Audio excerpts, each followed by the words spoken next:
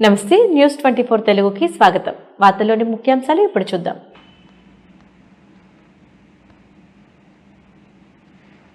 కరీంనగర్ జిల్లా సైదాపూర్ మండల కేంద్రంలోని ఆకునూరు కేజీవీబీ పాఠశాలలో 79వ స్వాతంత్ర దినోత్సవ వేడుకలు ఉత్సాహంగా జరిగాయి. ఈ సందర్భంగా స్పెషల్ ఆఫీసర్ కులిపాక రజిత జాతీయ జెండాను ఎగరవేసి గౌరవ వందనం స్వీకరించారు.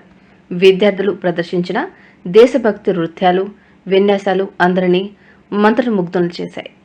ఈ సందర్భంగా రజిత మాట్లాడుతూ, స్వాతంత్రం అనేది మన పూర్వీకులు చేసిన త్యాగాల ఫలితం. అది కేవలం హక్కుల సమాహారం కాదు, ప్రతి పౌరుడి బాధ్యతకు పునాది కూడా.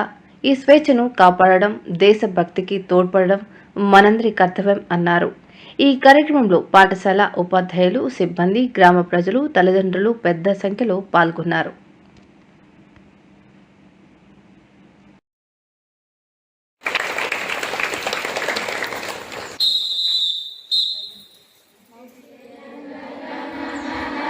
जनगणमन अधिनायक जय हे भारत भाग्य विधाता